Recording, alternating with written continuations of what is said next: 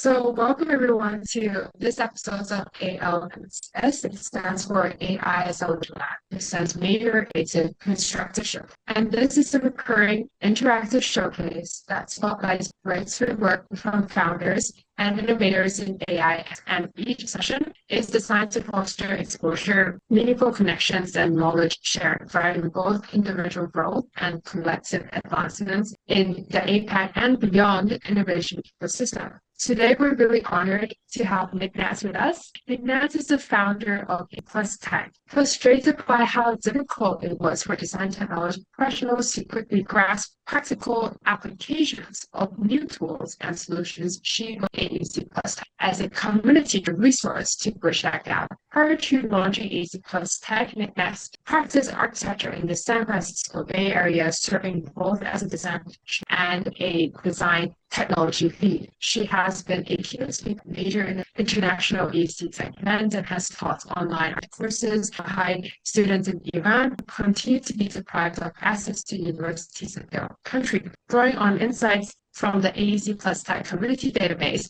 Niknaz now helps AEC firms of all sizes identify the right tools and solutions for their specific project scopes and typologies. She guides me through their existing tech stack, covering gaps and inefficiencies and recommending an optimized stack tailored to it. She also supports design and construction companies in testing, piloting, and adoption of new tools into their workflows. Amazing. I feel like, Ignaz, I feel like I'm almost like it must be weird to say this, but I'm almost like an Asian version of you. Oh, that's my honor. That's flattering. That's great for me.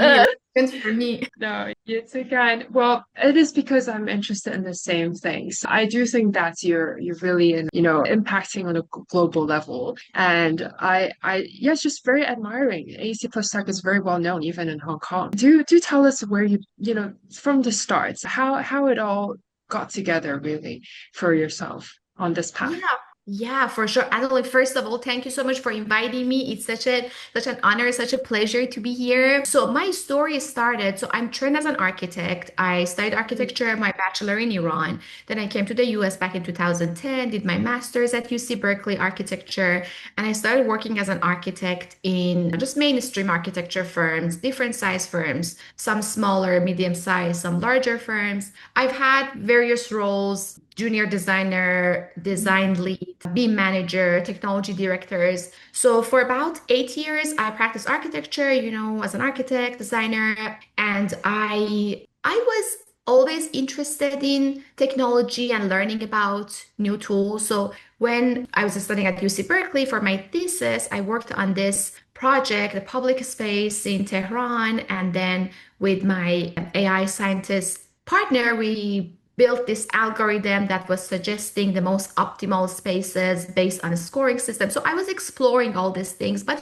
back in 2014, when I graduated, AI was not really widely used in academia or in practice. It was, of course, there, but it was not very common to use it. But it was a very fun project for me to do, and I realized that it has these technologies and AI. It has just so much potential to optimize our workflow and to save time and improve the outcome and all that. But then I started working as a designer, just like traditional way of working on things, and at times I would get frustrated working on all this like repetitive things, putting together construction document set, or so it was just the time that I was involved with design that was not really that often that I would feel energized and excited. But other than that, I would just get bored. I would Mhm. just do other things to keep my brain active while I'm all these repetitive things and always questioning Mhm. myself, why am I even doing this while people are out there, innovating cool, technologies and building new things? Why am I? So I started exploring and looking at ways we can improve our workflow, we can Mhm. improve our work. And then at the last firm that I worked at, it's called ELS Architecture and Urban Design. It's a great medium-sized firm in downtown Berkeley in Northern California, in Bay Area.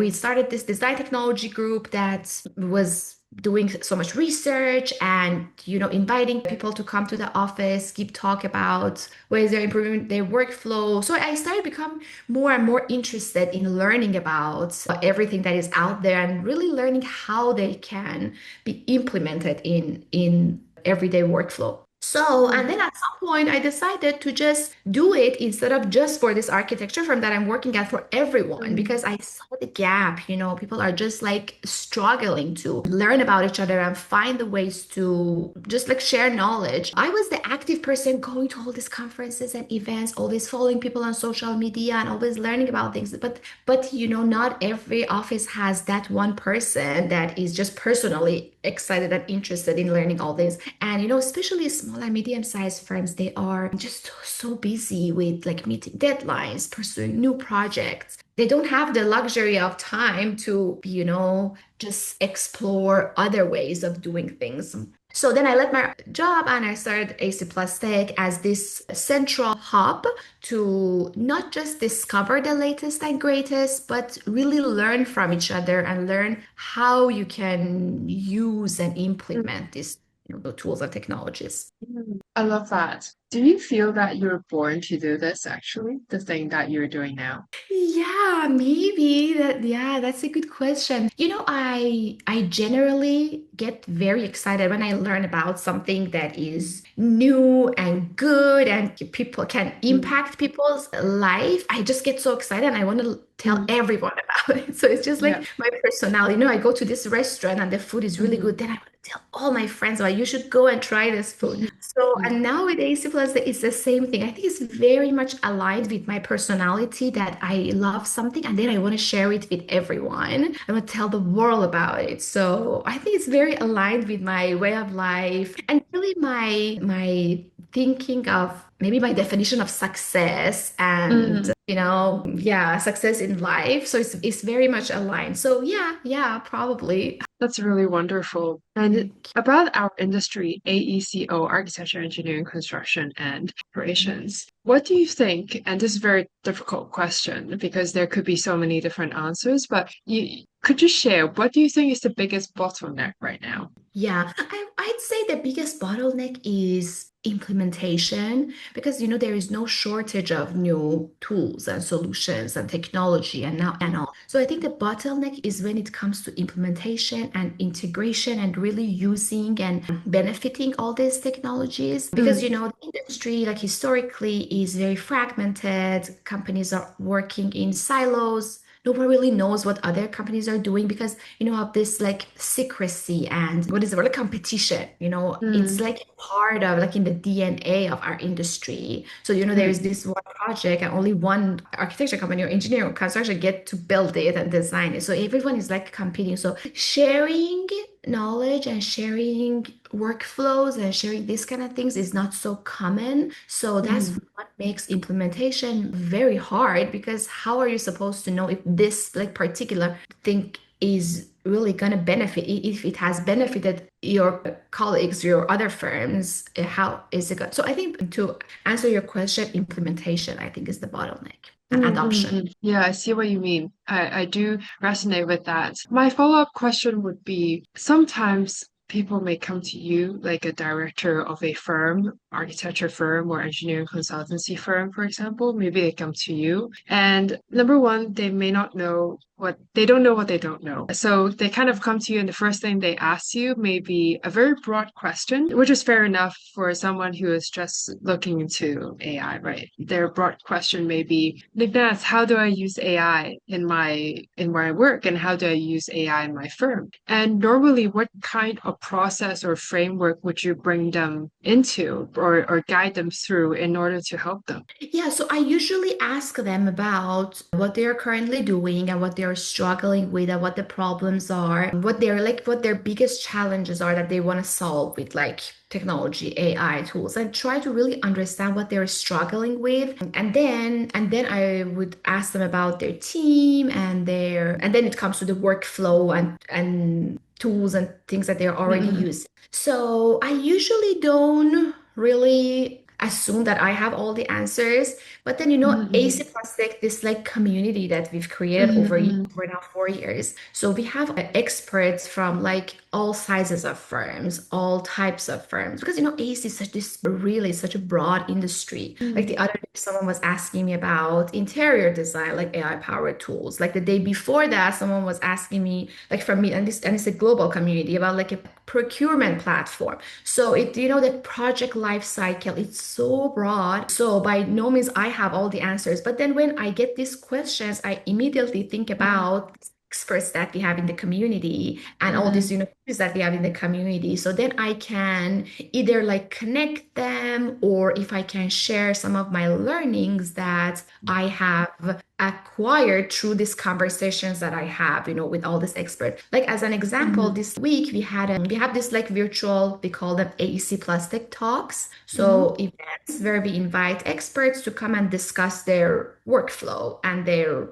Mm-hmm. challenges and success stories and all that. So we had this event with three design technology leaders from Mona from MBBJ, Ali from Flat Architects, and Brandon with the Stantec, and they were all sharing. And it was fascinating to me how there is no like one size fits it all. Now for this like implementation and this question of adoption, like for example, Ali was saying that at their firm, they came up with their AI strategy, a very sophisticated, comprehensive strategy, and then they started implementing new tools and technologies, and then they always evaluate. But then Mona was saying, on the contrary, that they have at MBBJ, they had no strategy in place really. It was all about try and error, but it was about Mm-hmm.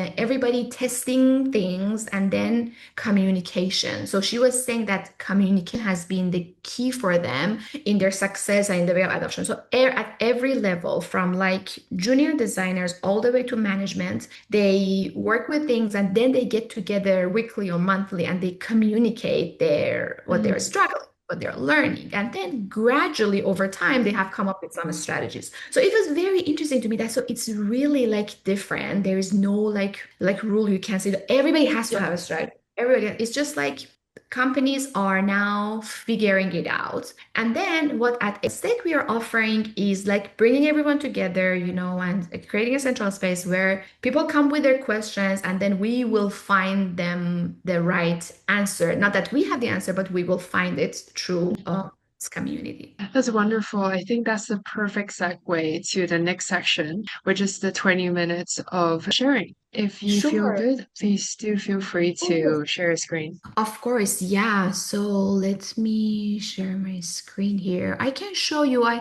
actually have some slides and I have to apologize. I have all these tabs open, No everything. worries, I'm the same.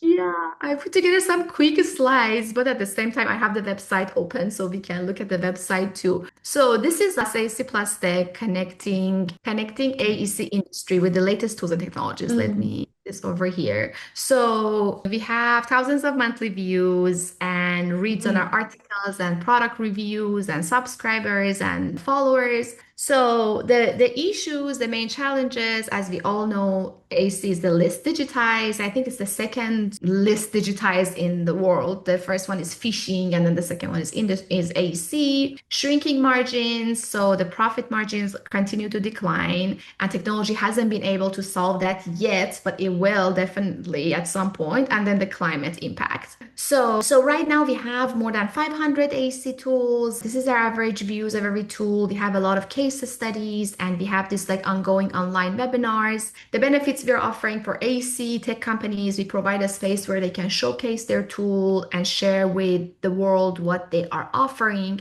And then for the AC industry is learning and discovering, and then they get to have a dashboard where you can save your favorite tools. You can always go back and read more. So personal dashboard, tool pages, case study, the visibility, and then we track all this like traffic and everything on the website where we can see who is looking at what. So at the end of the year, we have a report where we show, like for example, this percentage of the design technology leads in the US are interested in rendering and visualization tools, for example. So we have all these categories. And then this is basically the analytic tools that we have. So we can see for every page the impressions, the website clicks, the demo requests, the most visited from, and And then we have daily visitors subscribing and, signing up on AC Plus Tech. It's still free for everyone to browse and to, just review things. But then Mhm. we encourage our users to sign up so we can keep in touch with them,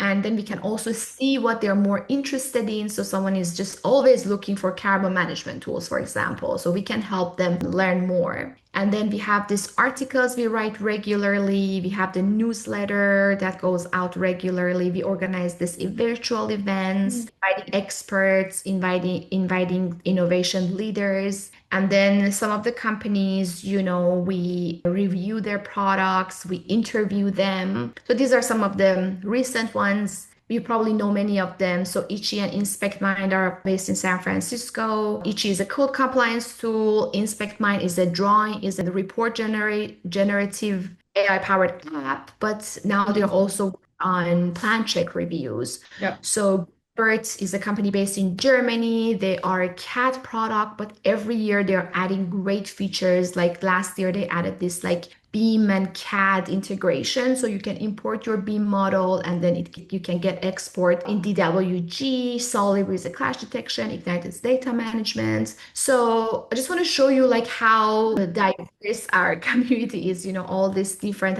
Victor is an engineering tool, Ideate software. So some of them, you know them, they're more established, but some of them are smaller startups, like this Archibus AI, for example. They're also based in San Francisco.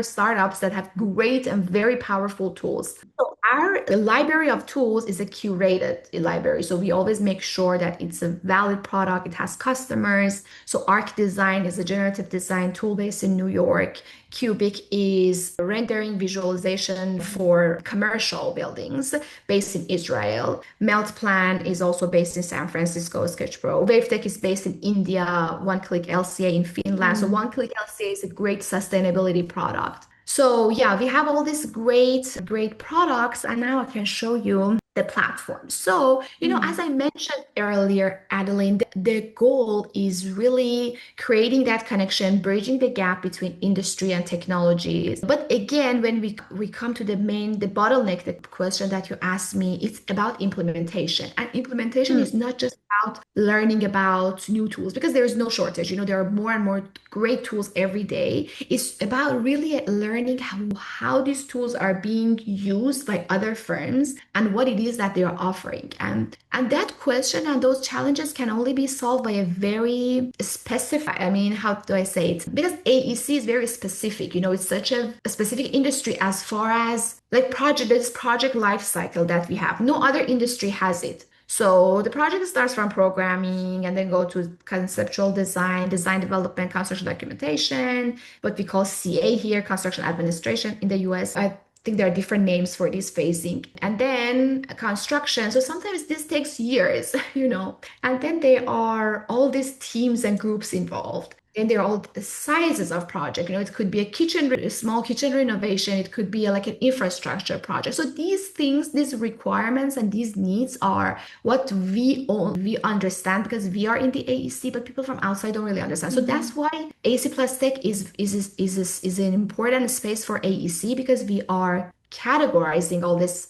tools based on all these categories that I just explained. So as an example, if I go to, for instance, our advanced search here, I can show you that we have these filters. So you can filter tools by their category, location. Location is the headquarter location, pricing. Maybe sometimes you're looking for something free just to test. Sometimes you're looking for like another pricing model. But the most relevant, so these are all the filters we have, but the most relevant is this project phase. This is important because, a contractor, we have a lot of like GCs that come to ACE Plus like every day, developers, owners. So someone is specifically looking for bidding, some tool for some platform for bidding. And then they want it to be AI powered, So here you can go and select AI. Or like another example, I don't know, sustainability. So sustainability, and then you're a designer, you're working on a schematic design. So So these filters again are so specific to AEC that like Capterra or G2, there are all these like software review websites out there. And they do have a lot of like they have Revit, they do have a lot of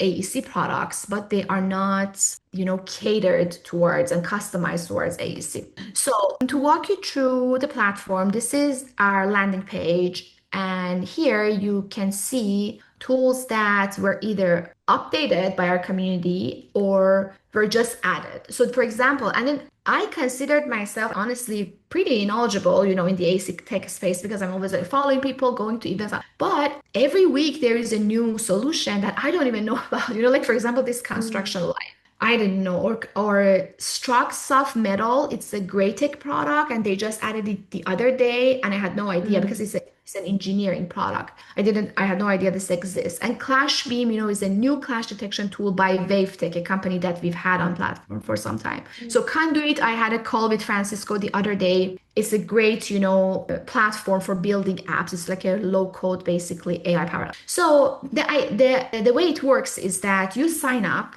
on AEC-tech. So if you are building a tool, if you're using a tool that you really like and you're excited about, or if you are working on a project using some of these tools, sign up. And here you can either add a tool, add a case study, or add an AEC company and create a page for it. And it just takes like 5 minutes really. And we ask you all the important questions that are important as far as understanding that particular tool or particular, case study. So you upload your logo, you select up to 5 categories, and you put your email because our users ask for demos every day. So you put your info here. Whenever someone wants to contact you, they just contact you directly. So we don't really have the time, to follow up with all this demo. So we get these demo requests every day. So someone is interested in exploring something. And then you upload photos and videos. You tell us about yourself, and then you answer all these questions, and then articles, webinars, and then you go live. As soon as you save, then you go live.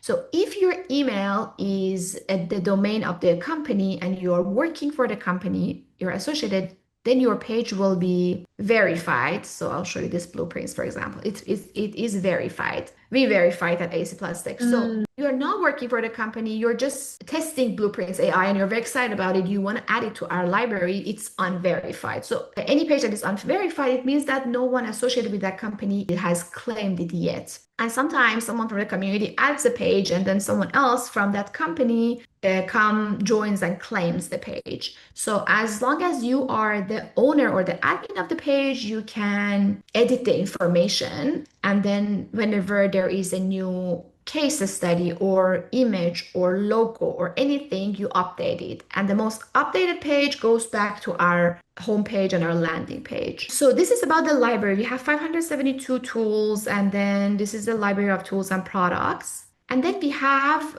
all these categories. We have about 54 categories where, like energy modeling, for instance, where you can explore further what we have in the energy modeling space. And then what we are very excited about is our case study library. So case studies is because, again, that bottleneck, the implementation and integration. So understanding how these tools are being used in real world would help companies a lot when it comes to adoption and, integration. So this is our case study library. So adding case study is the same idea. You just sign up and you add these case studies. So I click on, Meltplan, for instance. So Meltplan, they shared with us this case study. And here we asked them about the business impact that this, had and the tools that were used for this particular. So this case studies, it can be a specific project or it can be just a use case. And then we asked this question. So why these tools were selected, challenges, previous method used, time and money saved, customer code, and the link to the original case study.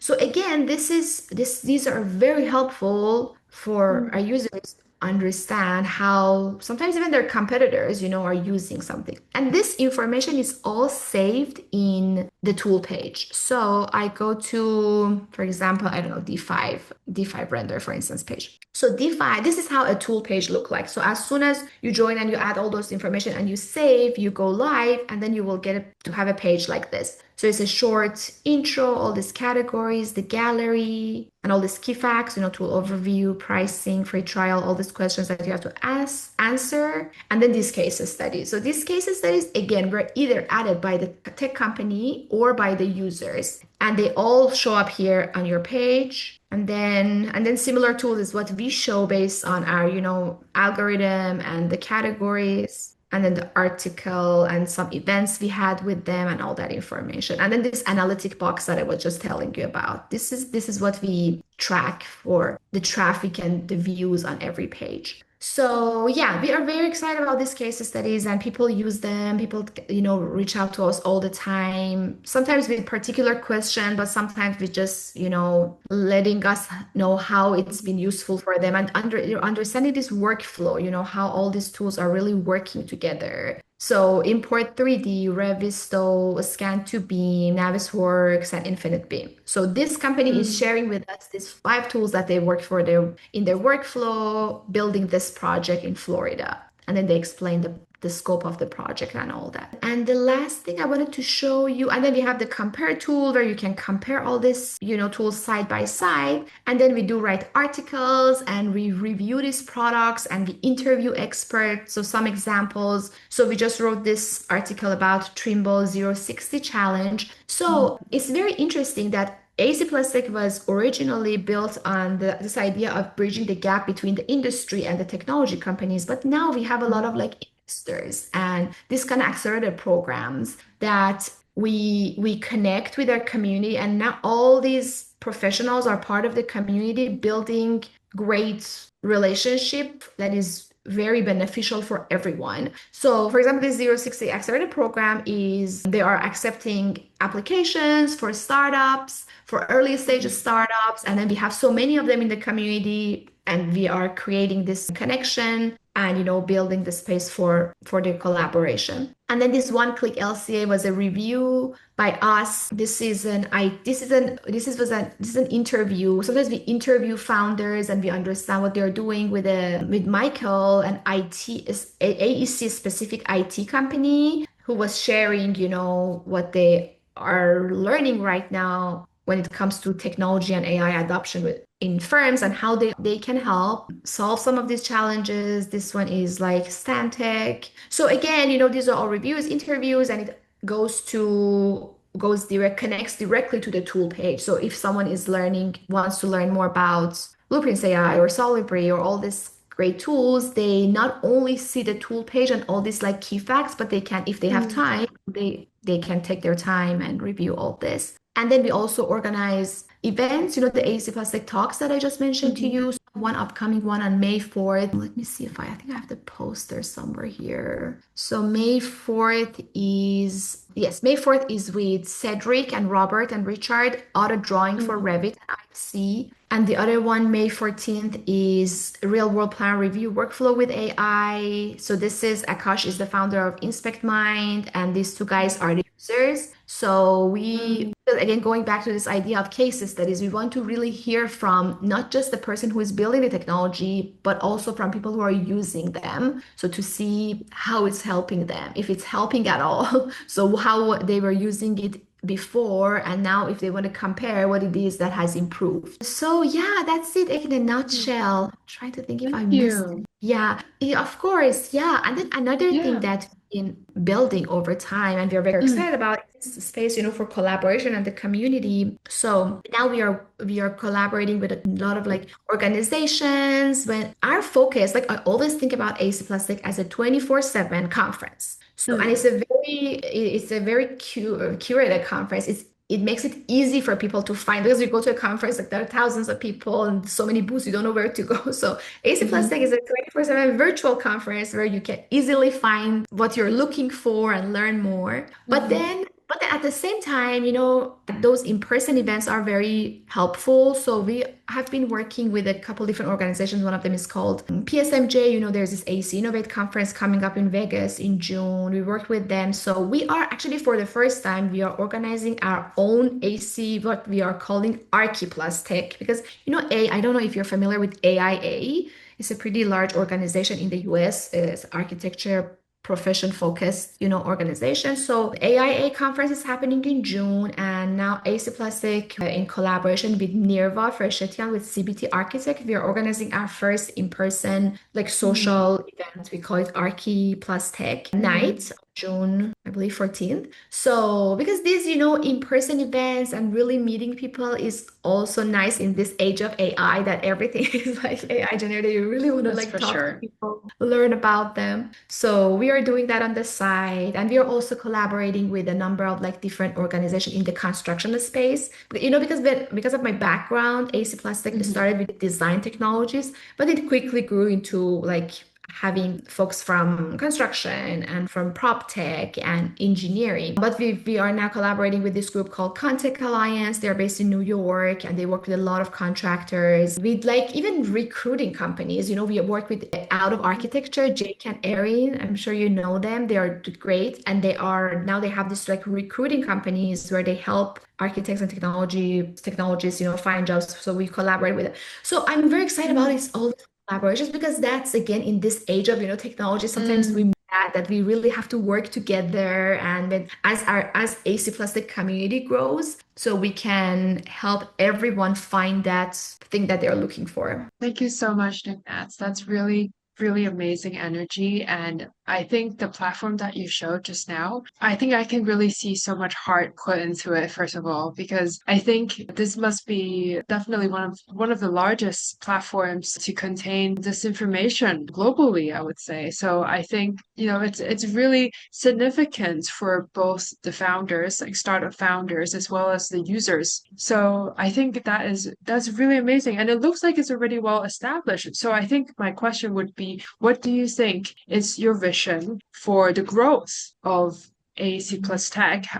Where do you think it's going to go next? And you mentioned a bit about the in-person events, and that's also very exciting. It becomes events management for you afterwards. That would be also very interesting. In terms of the vision, let's say 3 years or 5 years down the line, short to medium term, what do you think is the direction? Yeah, so this is a great question. I think the direction is, so this global community that we have right now, I think the vision is just expanding that, improving all these features that we have on AC Plastic. Like for example, now our comparison feature is not as advanced. So now we are working to make it to make it work better and improving it. So, and then the similar tools. So now similar tools only work with all these categories, but now we are improving it, with some of these like AI algorithms that we are integrating into the system. So the idea is improving everything that we have, like growing the community globally, and understanding hopefully more about these like hundreds of people that come to the platform every day and thousands that come every week. So right now, not many of them, I mean, many sign up on AC Plastic, but it's not mandatory. You can still browse. But for us, it's very helpful to learn more and more about like who is really signing up, what firm they're coming from, what role they have, to understand this, like maybe some patterns about this like discovery. The big vision is the same as what we had 4 years ago, helping companies, AEC firms make better business decisions for their technology adoption when it comes to technology adoption. So the big vision is still that, but then, improving it and growing the community and understanding more about the community. As far as the in-person events, we will probably do more of them, but the focus will still be, the virtual presence of all these technologies, because at the end of the day, we are here for, so only, in the US, there are 800,000 AEC firms, and then 90%, or even maybe more, 95 are small and medium-sized firms. And then if you think about it, those larger firms, they already have the resources and they already have a team or a person. They don't really, I mean, they still use us as the resource, but they don't really need us but then the small and medium size, they really do need an online space for all this discovery, because they just don't have the resources, to go to events constantly. So if we are ultimately here for them, and then that online presence. So the focus will stay the online presence of all these things, but then on the side, we will continue to collaborate, with different groups, and then have our own in-person events as well. That's wonderful. Thank you. And I think we have a question from Bosco, and I'll just help him read it out. So, question from Bosco. Hi, Niknaz. Thank you for the presentation. I do also see the big gap between tech and practice. Speaking on gap, do you think there's a gap that needs to be bridged between practice and academia? Tech is evolving so fast, and I feel that schools are catching up slowly to the tech. In your opinion, what are the key qualities that define architects in 5 to 10 years? Yeah, that's a great point. That's a great question. Unfortunately, since I graduated back in 2014, I haven't been involved in academia, but I was recently invited as a judge at competition at one of the great, very prestigious universities in California. And I was looking at all these like research projects, and I was thinking, wow, this very exciting. So technology is everywhere. It's not just in practice, also in academia. But unfortunately, I'm not very knowledgeable about it. But I know that it's definitely like all the curriculums, not all of the universities, but many universities are revisiting the curriculums and looking at how it can be restructured by all this, like, I mean, AI and technology is changing so much in practice. So now all Right. these students are eventually graduating and going into Yeah, practice. So what skills do they really need? And I think they exactly. do need, like, all of us as architects, as AEC professionals, we don't need to be an expert in all these tools, but we do need to have the passion and excitement, and we should be willing to learn to work with all this. And sometimes it's Mhm. funny. You would think, because we both of us and all of us here in this call are excited about these technologies. We think everyone is like this, but no, not really. A lot of people in Mhm. practice are now resisting and thinking of AI and technology as a threat, as replacing us as a job. But we know that it's here anyways, and it's just another tool, and we have to embrace it whether we like it or not, because if we don't, then in 6 months we will just be behind. So for students, for everyone in the industry, it's the Yeah. key What time would you skill like to is finish? being. Session with Sandy for 6 until 6:30. So we go at about 7. Oh, Oh. well, good to see Alistair in the call. Hey, Alice. I think he might have accidentally unmuted. But So yes. yeah, so I think as the short answer, just, oh, no worries, Alistair, good to see you. Good to see Yeah, you. yeah. The short answer is that just, being interested and excited, and we have the, how do we say it? Because, we are all becoming facilitators. So maybe our roles are changing a bit. We are becoming Mhm. facilitators. So we should be okay with that change of role. So using these things Mhm. and really be open to it. I hear you. I definitely hear you. I think if I may just share one thing that I recently also reflected on from this part of the world where I'm at. I think there are quite a few parallels. There's also a need for a database, and I think because of geopolitics, let's put it that way. I think different regions are now looking into localizing to use their AI tools. I'm just observing this demand. And so there's the need for that kind of database, like a local, like what are the AI solutions that are regional? So it's very interesting to see that, first of all. And secondly, the attitudes. There are two attitudes that I've seen. One is fear of missing out, and the second is fear of wasting. So there are two different attitudes, and I think the former, the fear of missing out, comes from clients, actually, like real estate developers, large contractors, and the fear of wasting comes from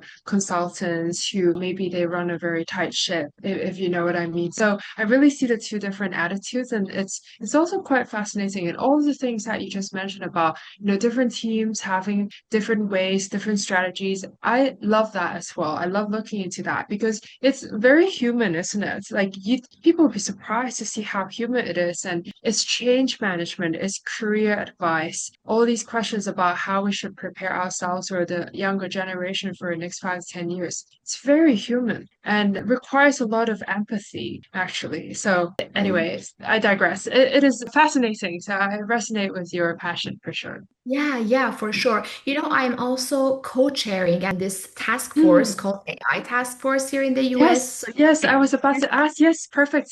Yes, do yeah, tell me more about it. Yeah. yeah, of course. About AIA, and it's this like huge Yep.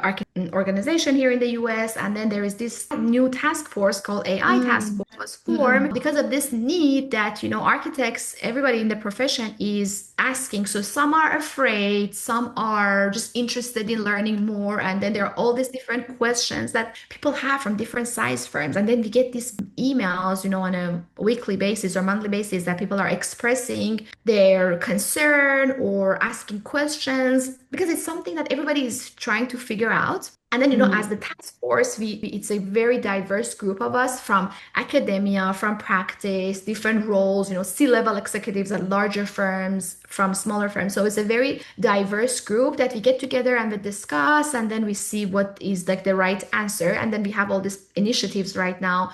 One of them is building these toolkits, for firms that they can help for AI implementation. The other one is, building some policies or some even just like now that we have this idea of each individual member contributing with an article, expressing their own opinions, their own expertise. So anyway, so it's good that like you were saying at local levels or national levels, there are some groups or some sort of, or like even you find your own supporting group that can help you, with your implementation, with your technology adoption. And then of course, AC Plastic is always here to help with your needs. I would definitely recommend people to go to AEC Plus Tech. I think it is a very good platform. Yeah, and actually this brings to the question, what do you think is the call for action for both startup founders as well as potential curious users, let's say? What would be the call for action? Yeah, call for action. So for AC Plastic, please join the platform, sign up, create a page for your tool, create a page for your company. If you're an AC company,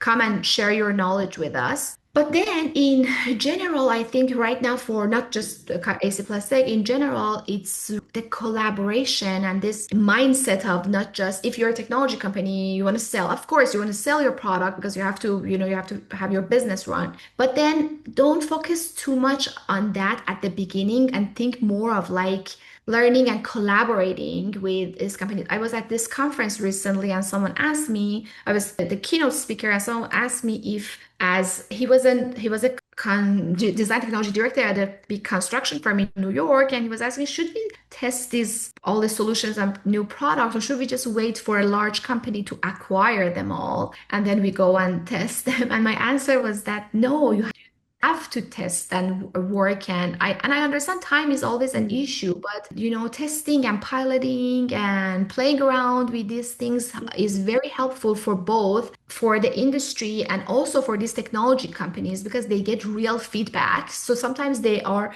building things in their own bubble, in their own silo, and not everyone that is building tools is from the AC industry. So you as a founder, you have to work with people in practice, get their feedback constantly. And don't worry, at some point, if this collaboration is genuine, they will turn into paying customers. But focusing too much, because I see some companies that focus too much, they sign up on ASIC and they want to get demo and like turn these hot leads into customers right away. And they're just so impatient. And I always have to tell them that is not how it works, at least in the AC industry. It just takes time, it takes weeks and months, because when you go and listen to the AC people challenges, you just understand, it's an investment for them. It's not just like financial is investment, but it's like the team you're working with. You have to convince everyone. You have to, make everyone feel comfortable with these like new ways of working and the new workflow. I mean, you're not changing your whole workflow, but you are changing pieces here and there. But anyways, have